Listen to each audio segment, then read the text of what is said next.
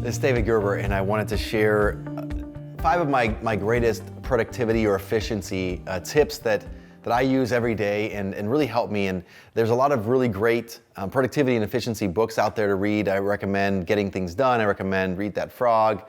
I recommend a number of these books, and that's where I've pulled a lot of this stuff from. And one of these items, though, I've not really read in any book about productivity, and I want to share that with you. It's the first one I'm going to share with you.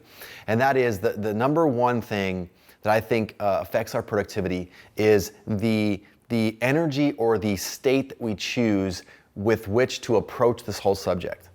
And if you're at all like me, productivity for a long time was it just seemed like I was running on a treadmill. I couldn't quite get anywhere, and I couldn't figure out how to be more productive, and I felt like I was always just procrastinating or putting off things that were challenging or whatever it was. And so the number one tip I find is to choose your state.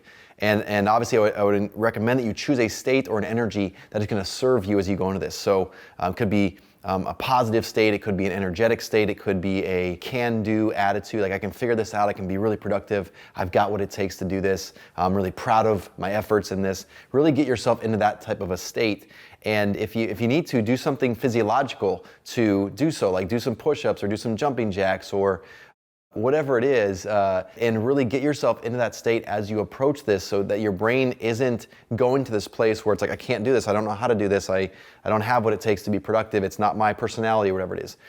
Get yourself into what I call a self-empowered place with regard to this process. So that's number one. So choose your state. Number two is to know your vision. And what I mean by this is a number of different things. You might have a crystal clear vision. So because anything that you do, you want to make sure is in line with your vision. When you're working to be productive, you want to be productive towards a certain goal. So if you're flying a plane from Los Angeles to New York, you know that the goal is New York, and so everything you're doing is to get the plane from LA to New York as quickly as possible. My assumption is people are going to watch this that, like, I don't know what my vision is. I don't even know where to start. And my biggest invitation, if you don't know what your vision is to be comfortable with this idea of having a vision of having a vision. So your vision is essentially to have a vision. And I would recommend giving yourself 3 months, 6 months, maybe a year, whatever it is, to explore and just be okay that you don't have a vision right now. And so give yourself a time frame and go, and because then what you can do is you still know where you're going. It's like, I want to have a crystal clear vision. Which takes me to step number 3 in the productivity tips is to make things actionable, to break things down. So for instance, if your vision is to have a vision, then you want to ask yourself, what's the first step? What's the second step? What's the third step? Who do I know that has a crystal clear vision that I could ask what steps they took to get a clear vision? What did it take? What books could you read about productivity? What books could you read about vision? What YouTube videos could you watch? What could you be doing? What are some small steps you could do that would work towards having a clearer vision?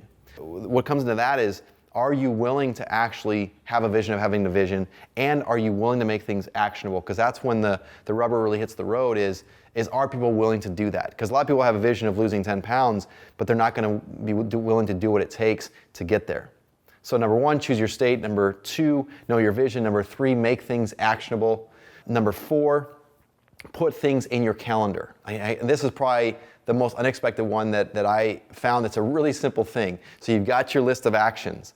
And I recommend putting a time frame around those. So if an action you think it'll take 15 minutes, put that next to your action. If it doesn't take 30 minutes, an hour, 2 hours, whatever it is. And usually you want to break things down as small as you possibly can. And then go put those things in your calendar. I use Google Calendars right now. It works really, really well for me. And I'll go and I'll put stuff in for the next few days. I'll put stuff actually in my calendar and wherever I want it to go. And that way, when you're looking at the next day or two, your brain starts to be aware of like what the flow of your day is going to look like.